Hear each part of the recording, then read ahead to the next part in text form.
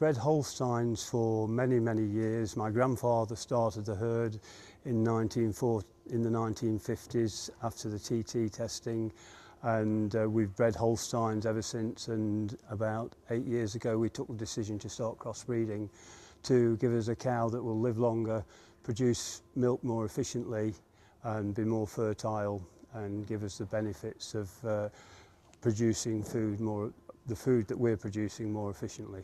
Well, first of all, we crossed the Holsteins with the Montbéliards. We continued using the Montbéliards a bit longer than we probably should have done, but we now have done one cross of Jersey, but we're going to use a three-way cross of Holstein, Montbéliard and Swedish Red. The objectives, the Montbéliard bring body condition and increased milk proteins into the herd. Then the Jerseys will bring black feet, which will help with locomotion, and also higher butterfats. So hopefully we'll end up with a cow that is extremely robust and will produce milk efficiently and convert forage efficiently.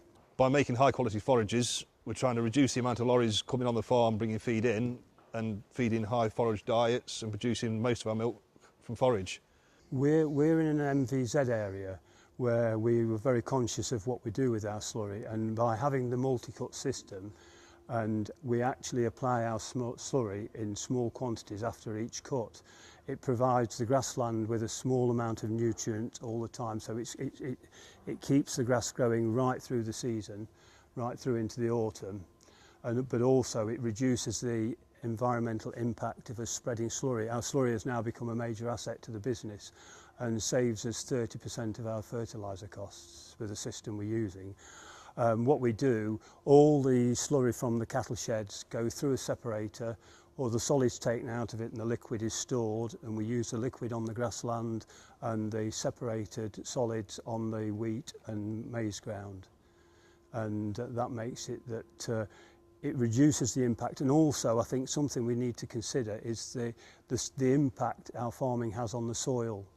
And if we put too much on in one go, we can kill the worms and destroy the environment of the soil.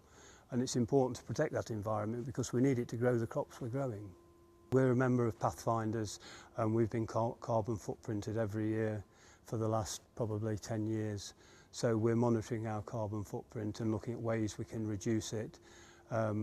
We also have solar panels to generate 80k of electricity, which most of our slurry separation is done is electrically powered. Obviously our milking, milk cooling, and most of it's generated on the farm. We're using at the moment predominantly 3 main foragers, which is the grass silage, which is multi-cut, sort of high protein, high dry matter. We balance that with maize silage and also whole crop, and we find the 3 mixed together, and it's usually about 50% grass silage, 25% whole crop, 25% maize, obviously balanced with proteins. We're using rape meal at the moment, and also some protected fat. Well, the thing we're very passionate about with our farmers is that the cows eat massive quantities of silage. As long as the silage is there for them to eat, we want them to fill up on that every day and eat a large quantity. So to do that, you want to be looking at making silage that isn't too acidic and that's not going to affect the rumen in a bad way, but actually encourages the bacteria in the rumen to digest and break down the silage and give the cow more nutrition from that. Therefore, the farmers don't need to buy as much concentrate. Palatability is the key to our system. We like to make sure that what we put in front of the cows will eat, and that's and they need to eat every mouthful we put in front of them. We pay particular attention to keeping out any waste, any spoilt forage, so it's all well presented and the cows eat the lot. In terms of the silage they make, they want to feed all of it. And in fact, in the UK today, there is this problem where there is far more waste than there probably should be, and it's not farmers' fault. It's just the situation with the weather and the stage the grass is at, contractors arriving on the farm on time, etc.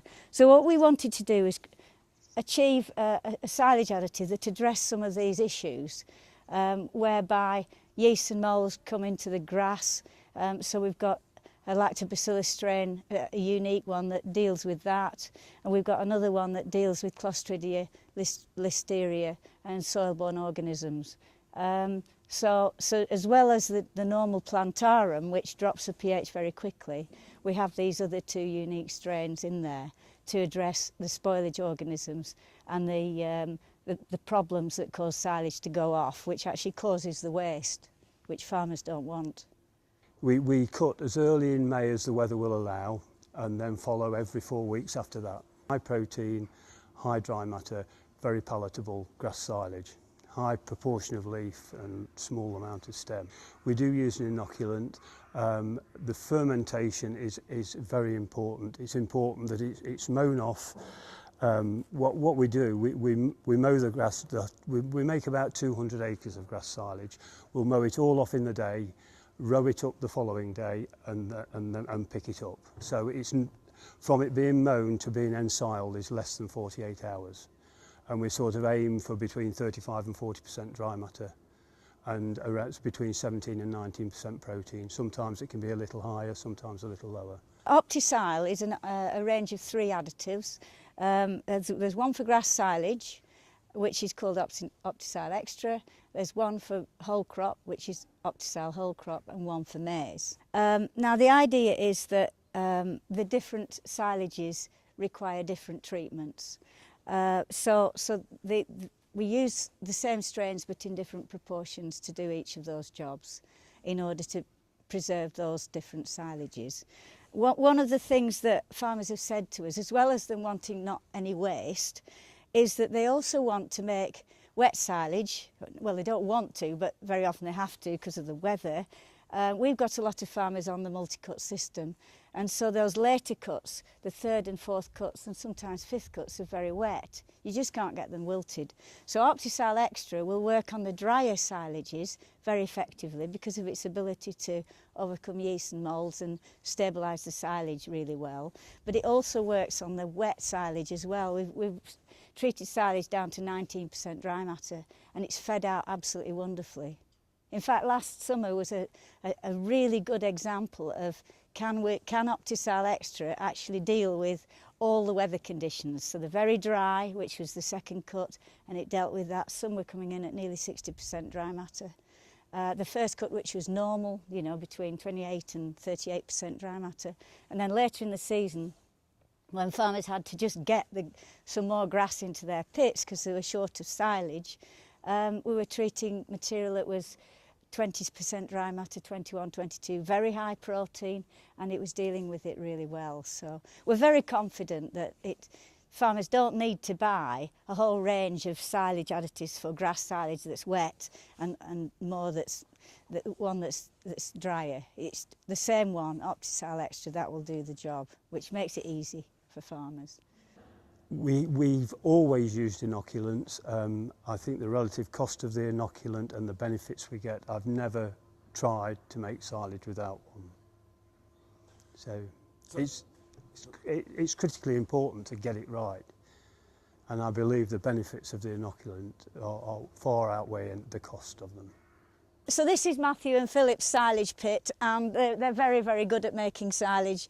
This is 1st cut, and what I like to see is a nice level flat layer all the way up.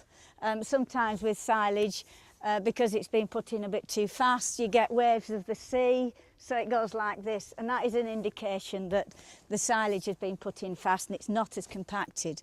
Now what OptiSile Extra will help with on the silage face is it creates a protective layer.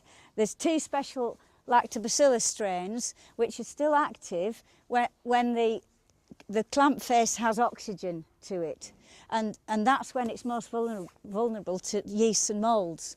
So what our additive does is protect that. It creates a protective layer on the silage face. It's also protecting the TMR, because this silage goes into the wagon mixed up with all the other goodies and it's put in front of the cow, and so it's protecting that trough fed material as well, and it's very important. It takes 2 days to make silage in a silage clamp, but this face is exposed to the air for possibly up to 4 or 5 months, or a silage face. So to provide an additive that protects for 4 and 5 months when you've got this open to the elements is a very, very important step forward for a silage additive, and that's what we can offer. We use a range of OptiSile additives on our grass silage, maize silage and whole crop. We use that as a benefit to give us a quick fermentation and reduce yeasts and moulds on the silage. I think we'll probably expand cow numbers slightly, depending on land availability and building availability. We're obviously on the three-way cross. We want to get the whole herd three-way cross as quickly as possible, and then we'll see where it takes us from there. But the key for our business is efficiency. 1 in production of forage and 2 in converting that forage into milk.